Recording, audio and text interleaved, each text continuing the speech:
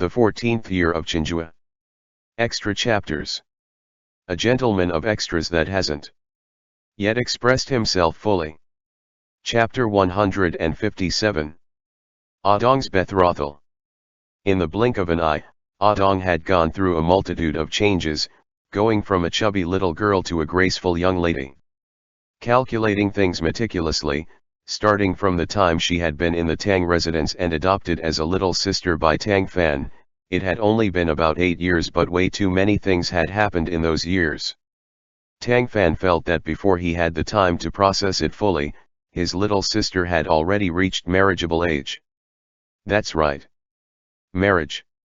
She had hit her hairpin age last year, and she is 16 this year. She didn't have Xiao Wu's nation-toppling charms, but she was still a fine-featured lady. Although this young lady's strength level was a bit too high, she could take dozens of Sui Zhou's moves, break someone's main gate open with one kick, hoist Tang Cheng into the air, and so on. In Tang Fan's mind, no one surpassed his little sister. She had also been influenced by being in the Tang household, having developed a candid, open-minded, and easygoing personality, which made others think highly of her as soon as they met her. In light of both the Tang family and her reputations, ever since she had been a year shy of hairpin age, there had been an endless stream of people coming to the door to propose marriage.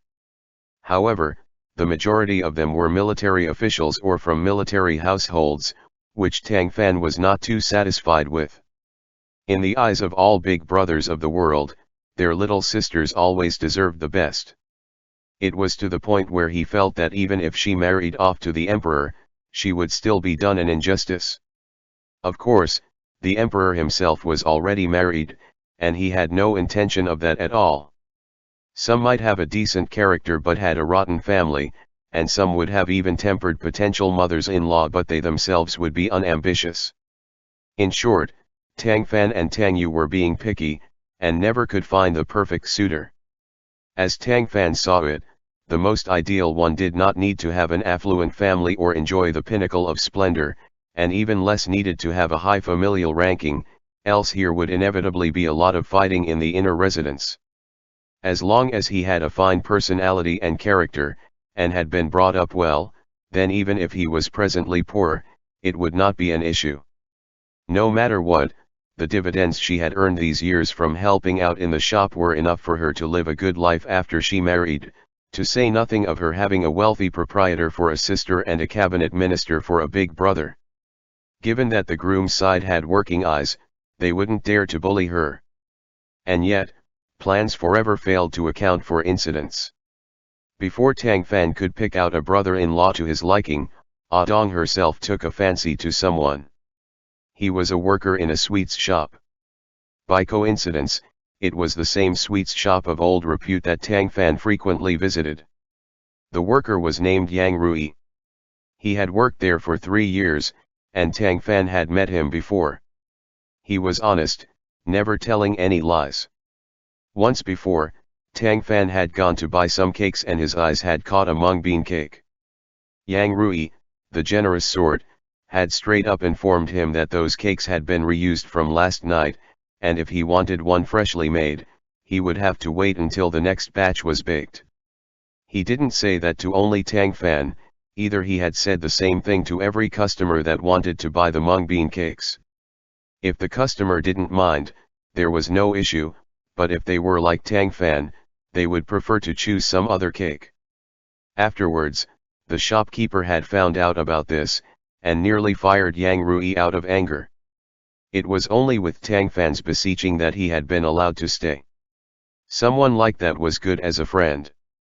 As a brother-in-law, Tang Fan would definitely not be happy. With a too honest husband, what if Adong was bullied and he was too afraid to help her? With a too honest husband, what if he was harassed outside? Was Adong, as the wife, supposed to go stick her neck out for him? With a too honest husband, if he later could no longer support the family, would he use Adong's dowry to supplement his livelihood? In brief, Tang Fan could think up about 10 reasons why marrying Yang Rui was unsuitable for Adong. All his thinking was useless, though. A grown woman stopped listening to her older brother, and in her eyes, those negatives all thoroughly transformed into positives. Faced with her obstinance, Tang Fan's head hurt. How did you two even meet? Why did you promise each other for life so soon? What's so good about that little punk? I promise that I can find you an even better one. Ah Dong looked guileless. If it weren't for you always making me go buy pastries for you, I would never have gotten to know him, brother Tang. He shut up for a long time with that. She grabbed his arm, softening her voice to say sweetly, "Are you looking down on his origins?" "I'm not," he readily denied. "I'm just worried that you'll face hardship after you get married." She beamed at him. "But I was born a toiling maid to begin with." He bopped her on the head. "Don't say that. You're my little sister." They were walking arm in arm through the rear courtyard of Tang Yu's home. On account of her business growing bigger and bigger, Tang Yu was no longer the same as she had been before, no longer the meek daughter-in-law that had suffered cold treatment in her husband's home but was too afraid to speak out. Her cosmetics business had even spread to Jiangnan, which had been handed over to Qian San Air to run while she concentrated on doing business in the north. And, it was ridiculous to say, but the capable Xueling, a subordinate of Suizhou's, had somehow caught sight of Tang Yu, and the two had unknowingly paired up, then married at the end of last year. This current residence had been bought by Tang Yu. The previous resident had been an assistant minister who had sold the residence when he retired and left the capital. It was located not too far from Tang Fan's place, too, letting them catch up with each other regularly. To the outside world, Xueling was an iron-blooded, merciless man, but at home, what his wife said was what he did, and he didn't feel at all like her competences were magnifying his own shortcoming. If he was like that, Tang Yu would have never been whittled down by him, nor promised to marry him. Tang Cheng had improved, as well. He tested into being a county honorate at a very young age but wanted to imitate his uncle in leaving home to travel far away. At the age of 15, he had already traveled to all of the areas outside of the capital, and now he was still traveling the countryside, preparing to participate in the second year of Hengji's autumnal exams. "I know that you cherish me, and that big sister does, too." Ah Dong smiled happily, her arm in the crook of Tang Fan's. "I'm not putting myself down. Truthfully, if it weren't for you, I wouldn't be able to have my current life. How could I ever wreck my own future? That would only make all of you more distressed. The reason I took a liking to Yang Rui is because of his generosity. Whether a man is rich or has honors is irrelevant. What matters most is that he has an open heart. The husband of my dreams would be like you, big brother, soft and pliable on the outside but strong and disciplined on the inside. Yang Rui is less than 10% of you, but his only good point is that he has a generous, tolerant heart similar to yours. That's what I value the most about him." Was there any brother in the world that disliked getting praised by his sister? In spite of the former multitudes of discontent Tang Fan had for Yang Rui, he couldn't help but feel that those words were a little sweet to hear. "I thought that because you had a beloved, you would forget about your brother."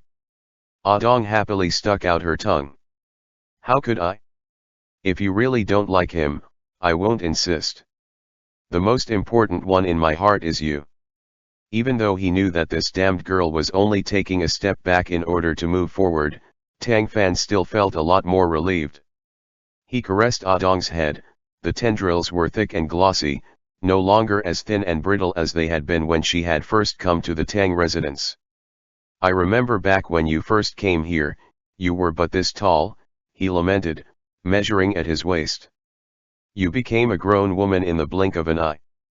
Why did time pass by so quickly?" "Right," she answered with a grin.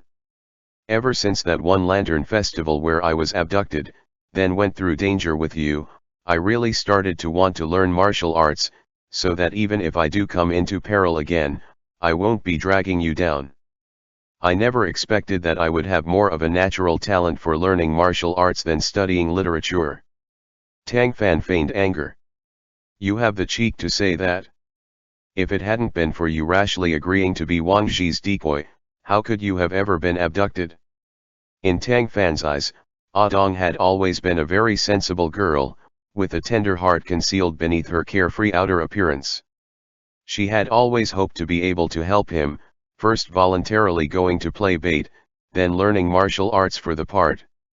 Still, since they were family, there was no need to bother and bicker so much. Just like how Dong silently invested in Tang Fan, he and Tang Yu also silently looked after their little sister. Dong put her smile away and said seriously, "Big brother, I've really been grateful to you this entire time. If it weren't for you, I have no idea what kind of life I'd be living right now. Maybe I would be another sister Yu. Don't be silly. There are no ifs in this world. What's done is done. You are a Tang and my little sister. There is no need to doubt that." She smiled warmly. "Mn. That's why I've always envied you and brother Sui. And what does he have to do with this? Don't you mind him, I'm talking about Yang Rui." She blinked. "It's because I envy you two being a pair for life that I want to have someone like that, too. Do you not think that Yang Rui can do that?" Tang Fan coldly huffed. "If he has the guts not to, I'll castrate him." Dong grew happy. "So, you're saying that you approve?" "I still want to meet and test him myself," he answered sullenly. In order to verify whether his future brother-in-law met his standards, Tang Fan sent someone to tell Yang Rui that he wanted to see him, and also told Suizhou to stand to a side while he met with him. "Bring your valor as the commanding officer of the Jinyue to intimate him hard. You can scare him so his knees go weak, that'd be best." Suizhou thought to himself, "Do you think I'm those guardian lions at the main gate?" Since the great lord himself had given an order, commanding officer Sui would never disobey. While Yang Rui was stopping by, he remained there. Acting in line with Tang Fan's instructions, he kept on a cold face from beginning to end, giving off an ice-cold aura of strangers may not come near. It was unclear if Yang Rui's heart was too open or what, but he wasn't scared by Suizhou at all. Just like how he was whenever Tang Fan graced the sweets shop with his presence, he smiled bashfully and honestly at the two of them, then cupped his hands in courtesy as per usual, if slightly more solemn than those times. In the course of their conversation, Tang Fan learned that Yang Rui's hometown was in the capital's outskirts. His parents had passed early on, leaving an older brother and sister-in-law as his only family. Because that sister-in-law didn't tolerate him, he had left home alone to find his way in life. After 3 years of working in the sweets shop, he had saved up a sum of money, not much, around 100 taels. Those funds weren't enough if he wanted to buy a home in the capital, but Yang Rui said, "Please give me some time, Sir Tang. Last time, I cooked a new pastry for the owner, a lot of people bought it.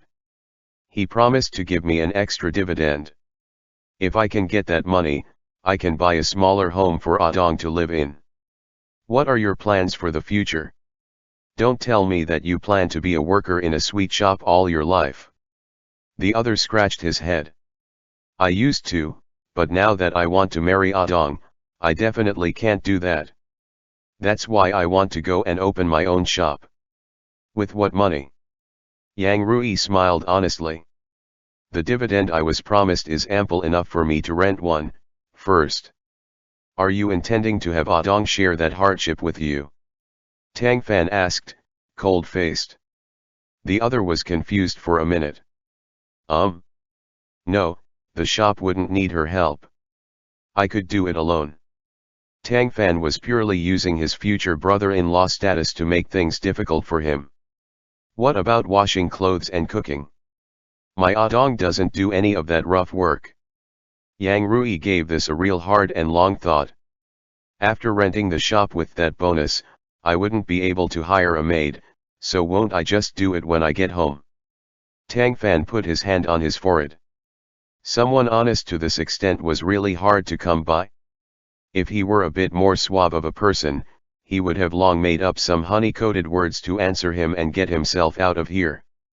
However, it was probably because of this that Dong took a liking to him, right?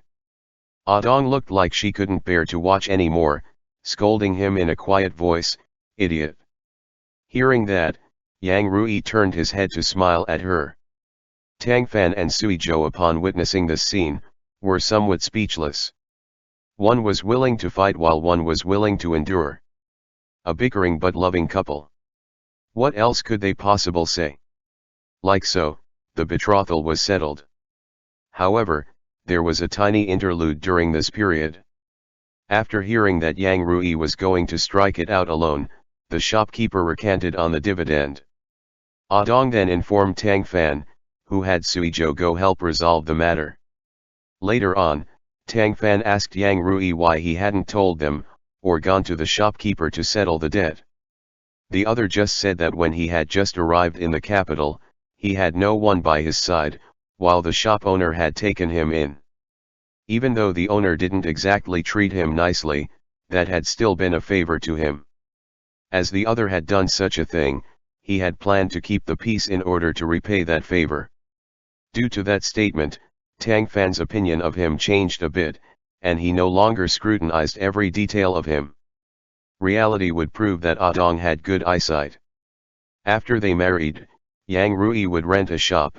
Many customers would remember him due to his previous generosity and run off to support his business, and his shop would get increasingly popular due to the unique and delicious sweets he made. In less than a year's time, he would make enough money to buy the shop, then open up branch locations in quick successions, until he became a rich merchant and, on account of his behavior, he would receive a fine reputation as a benevolent merchant. Dong would go from the wife of a sweets shop worker to the mistress of a very wealthy family.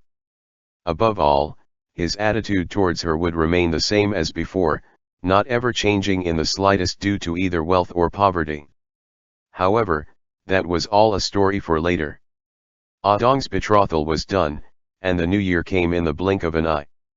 Sui Zhou rarely interacted with his family, but for the New Year holidays, he would always have to go pay respects to his parents and gift them presents. In this gifting, he would inevitably have to deal with his older brother and sister-in-law. End chapter. The 14th year of Chenghua. Extra chapters. A gentleman of extras that hasn't yet expressed himself fully. Chapter 158. The Sui family. Sui Zhou's arrival made his parents very alert. Over these years, he had sent no lack of people bearing gifts to their home, but because he was very busy with work, the number of times he was able to return was ultimately limited. The Sui parents preferring their eldest son was a fact that couldn't be disputed, too. Now that he had children, they were too occupied with coddling their grandchildren to pay attention to their second son. However, Sui Zhou was not a child that needed the attention of others. At the age of 18, he had moved out to live alone, devote himself to the Jinyue, go from the bottom to where he was now, step by step, and become head of the Jinyue with his own efforts. His status as consortkin did not add flowers to a beautiful bouquet for him, but instead was more often a hindrance to his official's career. In the process of his promotion, the voice he had heard most often was that man has the support of the Empress Dowager, so of course he rose up quickly, but he was not someone who liked to grumble about everything. Instead of wasting energy arguing about so many things, it would be better for him to rely on his own actual strength to prove himself. That was how he now sat upon the top chair of the Jinyue while the people that had talked behind his back were long gone. In truth, someone like him didn't care about what others said. Even if the gossipers were his own family, he was unmoved all the same. The Sui family's situation was decent, really. It wasn't much to look at compared to noble capital families, but it didn't worry for food and clothing, which could be called a type of affluence. Father Sui and Sui Zhou's older brother were both in empty positions, so they could collect their salaries without doing anything. On top of that, the family owned shops and fields that earned them extra annual income, leaving them with plenty for wearing high-quality silks. Of course, when it came to actual power, they were nothing, because apart from Suizhou, none of them were real officials. Father Sui did not need to be mentioned. Suiyan, the older brother, used to forever look down upon a Jinyue military post, feeling that he would be nothing but the emperor's lackey, have a poor reputation and get fingers pointed at him. He had thought to walk the path of imperial exams, but he doesn't have the luck in it, resulting in him squandering half of his life only to end up achieving nothing. In spite of his family's wealth, he was always giving both long and short sighs, hating that he had been born at the wrong time, having talent yet no opportunities to use it. Seeing how his younger brother had entered the Jinyue that he had always looked down upon, then been promoted until he was already a commanding officer, even receiving a noble title, he felt quite displeased. In the quiet of the night, he had inevitably grumbled quite a lot to Lady Xiao. Had she been a gentle and virtuous person, it would be fine, as she would have definitely urged her husband to calm himself and be content with what he already had. Instead, she was a prideful woman, feeling that her husband held the advantage of being the eldest son and was much better than Suizhou, who hadn't have even one child, and yet he had had difficulty advancing in his career. Sharing the same breath as her husband, she also believed that Suizhou had grabbed too many advantages.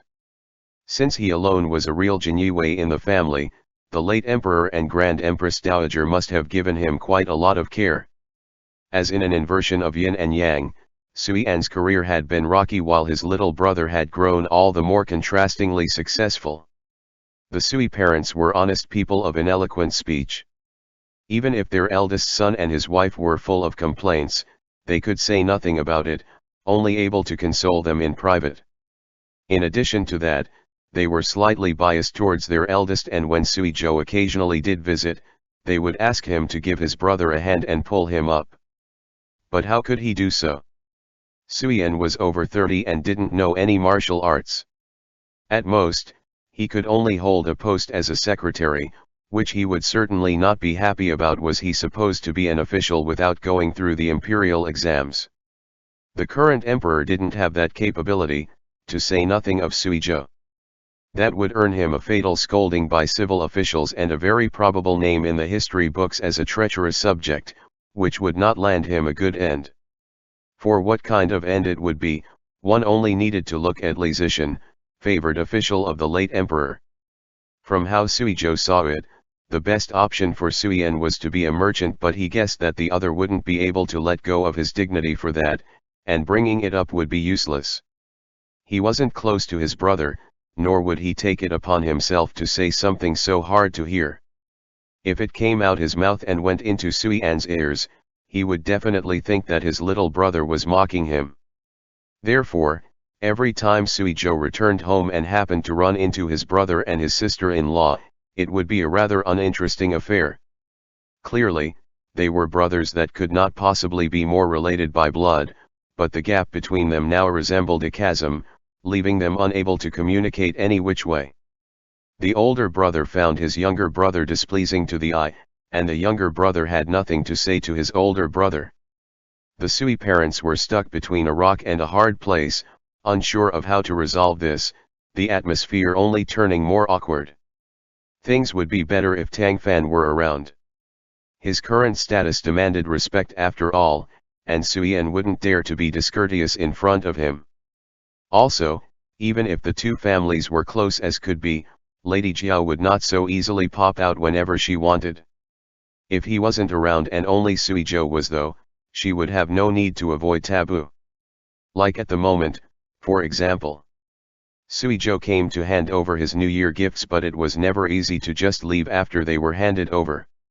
Mother Sui ordered for tea to be poured, so he had to sit down, ready to drink it and then get out when he was done. They couldn't exactly remain unspeaking when sitting face to face though. Mother Sui was always concerned about her son, so she asked him about progress on his big day and slightly complained about how Dowager Zhou, now Grand Empress Dowager, had never sought out a woman for him, leaving him single in the new year.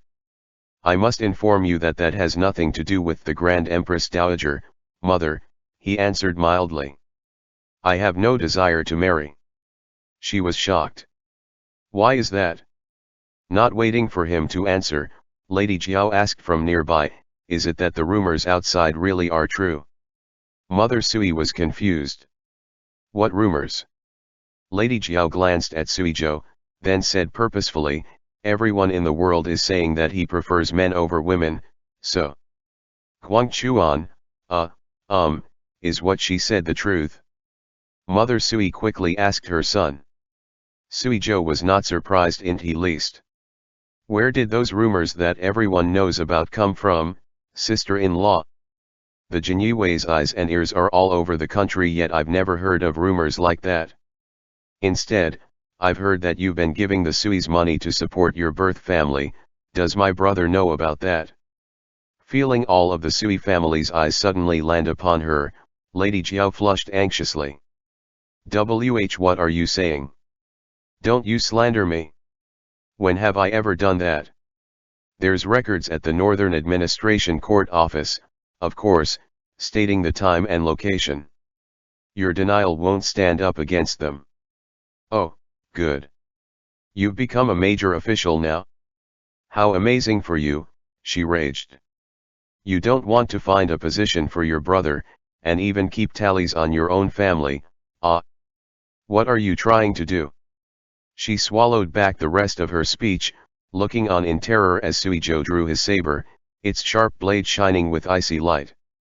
Without the sheath's cover, the spring-gilt saber, which had drunk immeasurable amounts of blood, immediately gave off a dense killing aura, forcing Lady Jiao back a few steps. Recalling that her husband was next to her, she quickly hid behind him, fearing that Suizhou would angrily cut down his own sister-in-law. Suizhou glanced askew at her, gaze frosty, without a trace of emotion. That frigidness caused her to jolt, and she couldn't help but tightly grip her husband's sleeve. "I wasn't going to ask after my brother's family business, but since you lack propriety, sister-in-law, and encroached in my own affairs as well as recklessly criticizes how the Jinyue conducts investigations, are you thinking of spending some time in the imperial prisons?" The corner of his mouth had hooked into a mocking arc, but to Lady Jiao's perspective, he looked no different from an evil spirit demanding her life.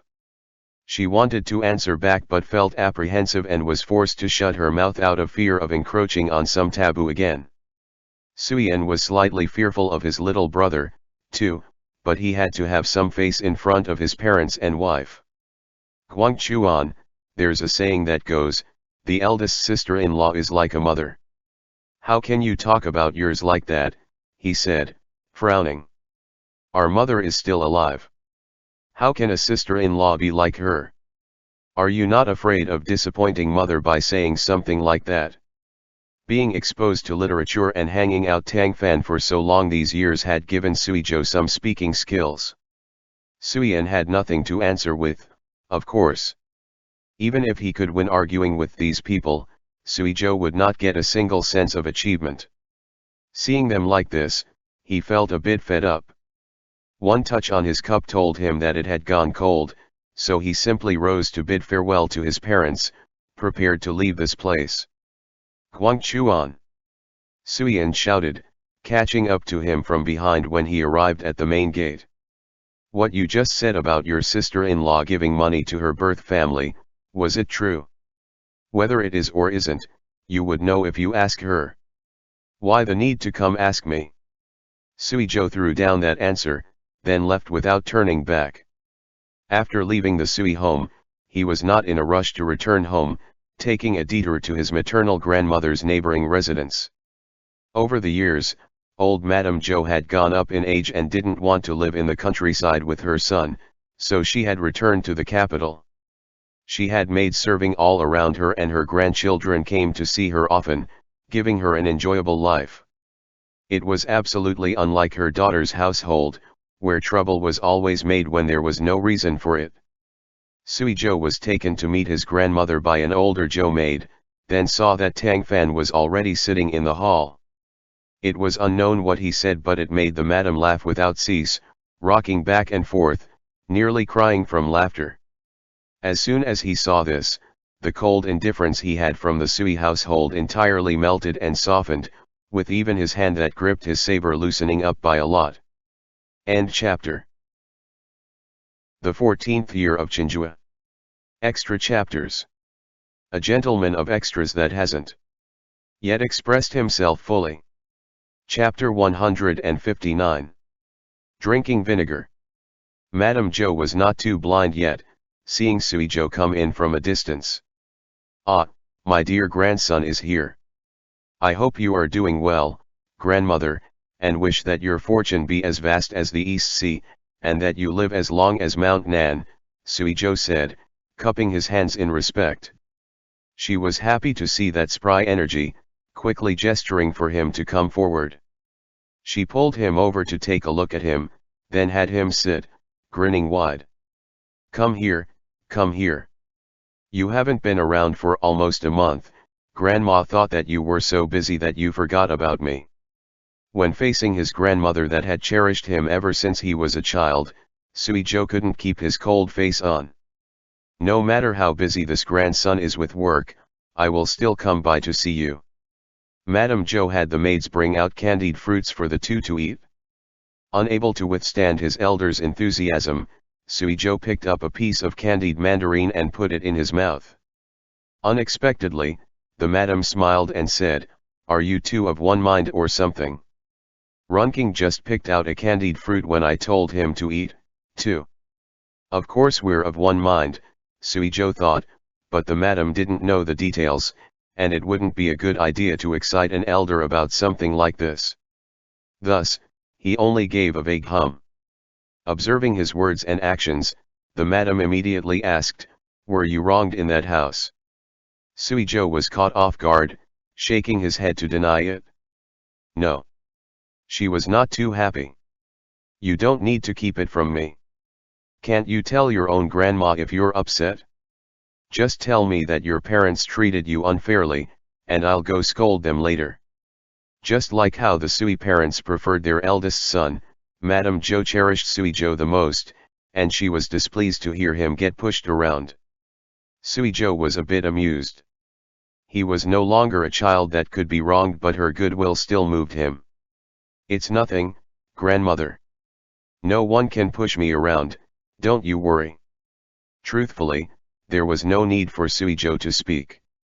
The madam knew as well that there was nothing more than kitchen scrap-tier things going on in that residence. Sui An's mind was high up in the sky. Unfortunately, both his talent and luck were not that great, and he had not been able to get any scholarly honors after spending half of his life at it. It was good that his familial situation left him with no worries about food or clothing. If he could be at peace with his situation, it would be a good life for him, as the poor common folk nearby probably wouldn't be able to live his rich man life even if they struggled for most of theirs.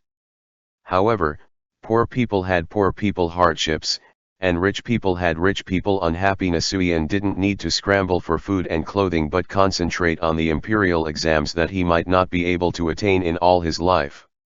No one could persuade him otherwise, which undoubtedly made them feel pretty powerless. Madame Zhou had harped on him for this plenty of times before. Sadly, Sui An's mind was so set, he wouldn't listen to anyone else. If she said too much, he would instead think that she was biased towards Sui Zhou. With no way to handle him, she had to let him go his own way. If even his own parents didn't think the same, why would she, an old woman, waste thoughts on it? Still, as that was so, Sui An had married a wife that has the same mind as him. Lady Jiao was also of the mindset to make her husband stand out from the crowd.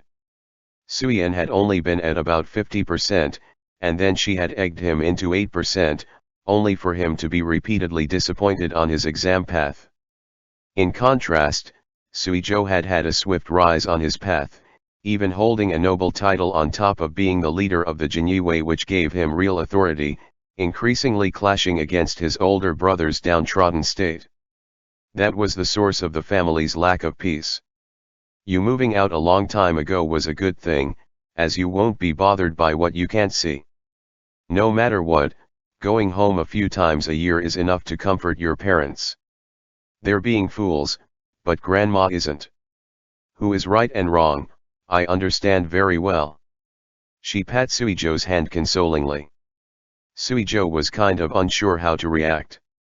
"Grandma, I don't mind so much." That was the truth. Suyan had seen a tiny fraction of the world all throughout his life, so he was brooding. Why would Suizhou place any importance upon that smidgen of rottenness at home? One's scope of vision and mind were different, so what they saw and what they did were different, too. Suizhou had to deal with more than 10 different things every single day, all of them involving major cases.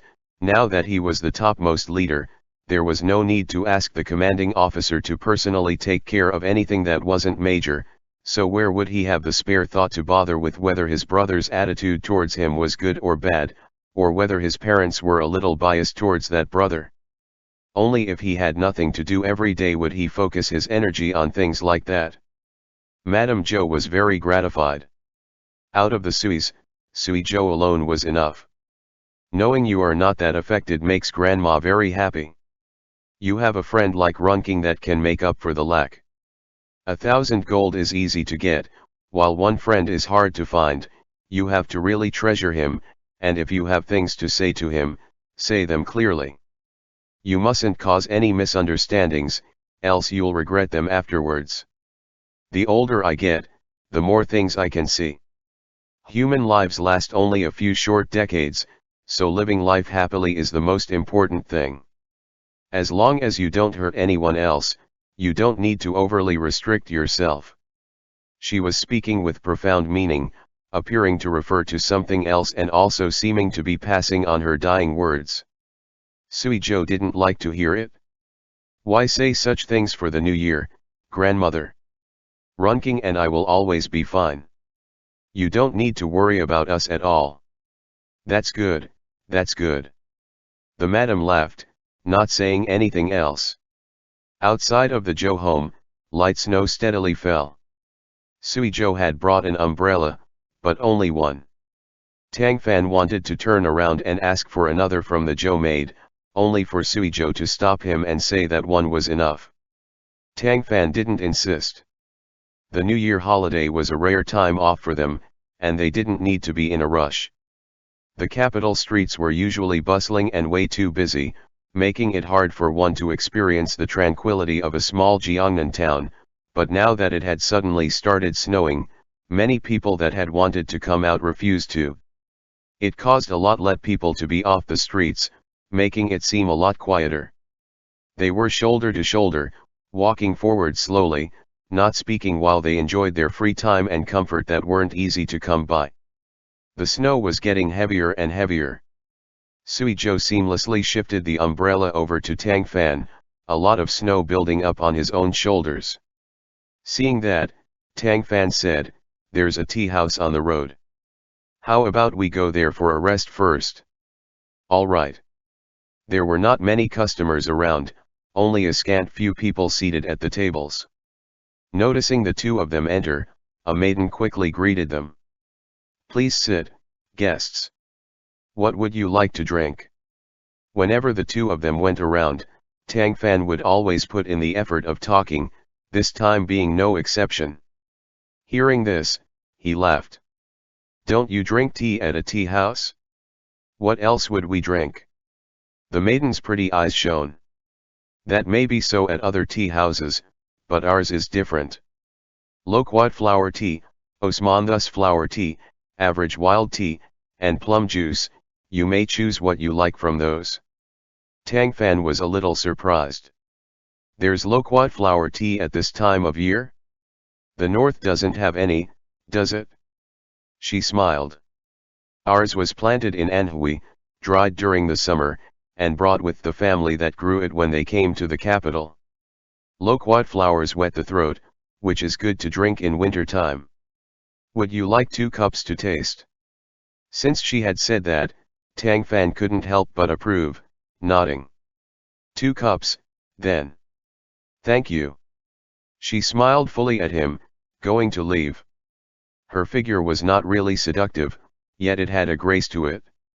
As soon as she was gone, Suizhou said coldly, "She's taken a liking to you." End chapter. The 14th year of Chenghua. Extra chapters. A gentleman of extras that hasn't yet expressed himself fully. Chapter 160. Miscellaneous stuff. Tang Fan's mouth twitched. I didn't think so. Why do you? Sui Zhou coldly huffed. Corners of the mouth. Eyebrows. I can tell at a glance. The other laughed in disbelief. Are you really treating me as a piece of treasure? Commanding Officer Sui, I'm not silver. Not everyone's going to want me once they see me. Sui Zhou looked at him expressionlessly. You're my treasure. While this man typically didn't give romantic overtures, if he got serious, what he said would make those experienced in romance feel themselves to be inferior. Master Tang didn't say anything at that, simply bowing his head to drink his tea, as if he hadn't heard. Scarlet slowly creeped up from his neck to faintly dye his cheeks red, though. The snow still fell, getting heavier and heavier. Fewer and fewer people were on the street, and some of the customers that had thought to leave after finishing their drinks were forced to sit back down again, allowing the proprietor to replenish their cups with hot tea. In Tang Fan and Sui Zhou's opinion though, this quiet time of floating through life was exceptionally valuable. They had no intent to get on the road, still sitting at the table and watching the snow outside coat the roofs and streets. The world outside was a white stretch, immediately giving a sense of peace and beauty. The tea-making maiden quickly came over with 2 cups of loquat flower tea. The tea was hot, but in such cold weather, it soon became a suitable temperature for drinking. Tang Fan took a sip. It had the unique taste of loquat flowers, some slight sourness within the sweetness, both refreshing and pleasant. It's good, he appraised. She was quite happy. Both of you are officials of status, so being able to receive your praises is great. How do you know that we're officials? He asked, very interested. You need to ask, she said with a smile. Even though you're both wearing ordinary clothes, this gentleman has a saber at his side. If I'm not wrong, it should be a spring-gilt saber, right? Tang Fan raised a brow. Good eyes. Do you really just sell tea? The maiden was faintly pleased. Of course. This lowly girl has been in the capital for about 6 years. A few years back, I helped my family sell cloth at Dengshikao, then my cousin and I branched out into a tea house to do business here. I see a lot of nobles and my eyes work pretty well. Talking about you, compared to this other gent, your status must be higher than his. While she spoke, she didn't forget to send Tang Fan a flirty glance. Her looks might pale compared to Xiao Wu, but when it came to her charms and grace, she was not any sort of lacking. From how her hair was done up, she had to be a widow, so her words and actions were a lot bolder than the average woman's. Unfortunately, that flirty glance was wasted on a blind man. Tang Fan was unmoved and she instead made the other one unhappy. Why are you not leaving?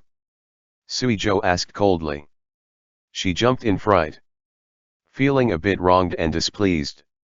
She knew that since the other had a spring-gilt saber, she couldn't afford to provoke him. Thus, she didn't answer but beamed at him instead and switched targets to focus on him. Why so fierce, sir? I was only making a wild guess. If I said something wrong, you can just tell me, she said with a coquettish smile. Tang Fan was refined, handsome, and on account of the power he held, some eminence was added to his modest gentleman demeanor.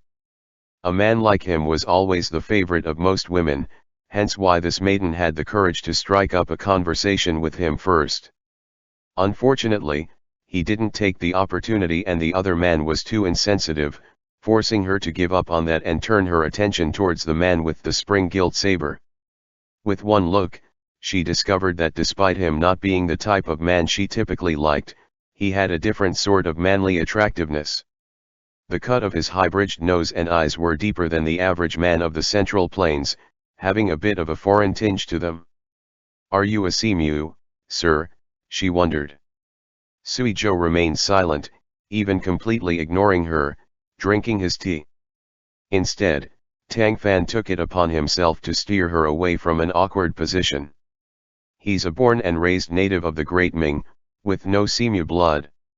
Can I trouble you with refilling our hot water, miss? The woman realized that she was being tactfully driven away. While reluctant to leave, Sui Zhou's gaze and expression were too murderous, so she agreed and left, occasionally looking back as she walked. Tang Fan used that opportunity to poke fun. See? She isn't just looking at me but you, too. Clearly, as long as a man is good looking, she likes them. Are you afraid that I'll bully you extra hard tonight? Sui Zhou countered. That unexpected question almost put the tea in Tang Fan's mouth through his nose, causing him to start violently coughing. Sui Zhou casually pat his back. Drink normally. Are you distracted by something? And who was the one that caused that distraction? Tang Fan lifted his head to viciously glare at him. Whenever a new emperor ascended the throne, he would always carry out new policies. Even if it was simple posturing, he had to put on a show of revitalization, as if not doing so would make him lack proof that he was wise. The current emperor was no exception, but his new policies were chiefly focused on cleaning up his father's mess. He banished the demonic monks, and those guilty of terrible crimes, like Ji Xiao, were sentenced to beheadings in order to set an example. At the cabinet's suggestion, those monasteries that cost an extravagant amount of money to build were all put a stop to. If construction had already but yet to finish, their materials were to be removed, then either used in the repairs of various capital bureaus or put away for use in repairing palace halls someday, so as not to waste even more money later on. Those that had been finished would have the monks within ousted, the court would no longer fund it, and all the land bestowed to them taken back. As for the Wan group and the people that had relied on it, they were all dealt separately, in accordance with their circumstances. Wanan, who had switched sides at the last second and had both blame and merits, was allowed to retire on his own initiative, whereupon the emperor granted him gold and allowed him to return to his hometown for retirement, which preserved all of his titles and integrity. When it came to Yinji, Penghua, and the rest of them, however, there was no such politeness. The emperor straight up stripped them of their officials' black hats and drove them out of the capital, with those like Li Zishan straight up expelled from the city. As for Liang Fang, the great eunuch that had colluded with both the Wan group and the White Lotus Society, he was dragged to Keishikao to be interrogated and executed. With all of that properly handled, everybody finally sighed in relief. Compared to the previous emperor of this dynasty, Hongji was already being very generous. His birth mother's death was a mystery, with the Wan siblings having a lot of involvement in it, but after his ascension, he didn't imitate the style of past emperors by executing the entire family, merely letting it go in a light way. Throughout time, where there was struggle, there would be conflicts of interest. Once one group fell, the other group could reap benefits from it. At no point in time had there ever been an exception to this. No matter how noble one's original justifications and root origins were, once their own interests got into the mix, no one would be any sort of pure and clean. For that reason, the Wan group's fall was much of the same. When many urged for the new emperor to counterattack when he took over, but he did not continue to pursue them and even granted the late emperor's last wish, he didn't touch consort Wan's coffin, preserved her posthumous title and left her family alone. The cabinet supported his decision, of course. Regardless of how great their former enmity with the Wan group was, competent officials and upright officials were different, in the end. The former had things they would and would not do, retaining their principles while also doing what was appropriate in certain situations, and the latter would do anything to defend righteousness, snuffing out all darkness. But darkness could never go completely snuffed out. Only when the light had the advantage would darkness hide in a corner, too afraid to come out. The ultimate aim of Tang Fan and the rest's actions was simply to make the country be all the better a place, rather than have parties fighting each other.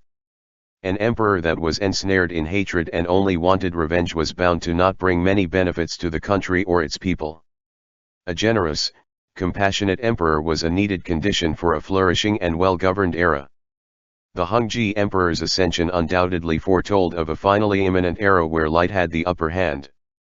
Come the second year of Hongji, those that ought to be out of the cabinet had left, and Lu Ji remained. On account of his sudden change in style, instead of doing mediocre, useless things like he had in the Chenghua period, he became diligent, brave, and boldly stating his mind. Hongji had originally wanted to have him go the same way as Wan An's by requesting that he go home in retirement, but now that he had gone from a mediocre official to a loyal and effective official, there was no excuse for him to drive him out with. He had no choice but to let him continue to occupy the position of the head of the cabinet. The one advantage to Lu Ji staying in his spot was that, in order to curry favor with the emperor, he demonstrated that he was truly different from before. As he couldn't keep going down his route of mediocrity, he had to at least show some valor as the head of the cabinet.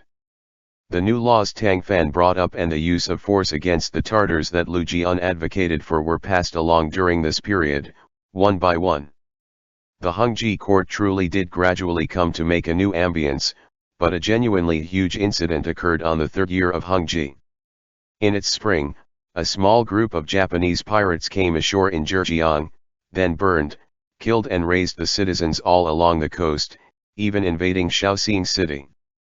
It wasn't until the Zhejiang Metropolitan Commanding Envoy led troops in a rescue that the pirates calmly left by sea, sweeping a vast quantity of wealth and women out with them right before. In the span of that brief day, Shaoxing city had been plundered. Taking advantage of when everyone had been caught off guard and too slow to organize a counterattack, the pirates had struck first, slaughtered most of the soldiers, and raided nearly all of the city's wealthy households clean. On top of that, the Shaoxing city prefectural magistrate had been abducted and chose to kill himself in order to keep full integrity. Word of this incident reached the capital, immediately shocking every level of society. Everyone found it hard to imagine that the vicious pirates, who had numbered 1,000 at most, could invade Shaoxing prefecture. However, after investigations, everyone learned that the pirates had used the false identities of Japanese tribute bringers to hijack a great Ming government vessel that had been going to trade with Japan, then pretended to be Ming people to turn the ship around and return to Ming. Upon colluding with great Ming people, they had learned that Shaoxing city's defenses were virtually nothing and used that information to attack it with ease. Worried that the government army would soon come knocking, the pirates hadn't stayed for long, merely sweeping the valuables clean, abducting a bunch of women, patting their clothes off, and slipping away. After Suand, the court had gradually implemented a seafaring ban. Those almighty great Ming warships were now nowhere to be seen, with even many of the shipyards abandoned. The only government vessels around today had limited fighting power, their soldiers rarely prepared effectively for battles at sea. How could they ever catch up to the pirates, who had sailed the seas for years and had ample experience? That wasn't even mentioning how they had insiders passing them information. Long before the Ming army had arrived, they had already boarded and sailed swiftly away, causing the army to helplessly watch them exit the scene. This trade under treaties was the sole official method of trade between the Ming dynasty and the rest of the world, after the maritime ban. It was common for Japanese pirates to rob government trade vessels, but it was practically unheard of for them to openly go looting the great Ming like this. Bottom line was, were the pirate too arrogant or was the army too incompetent? Were they going to harshly crack down on the pirates or were they going to stop even the trade treaty, completely severing the great Ming's passage to the world beyond, as well as severing the outside world's desire to covet the great Ming? The court was arguing non-stop about these very things. End chapter.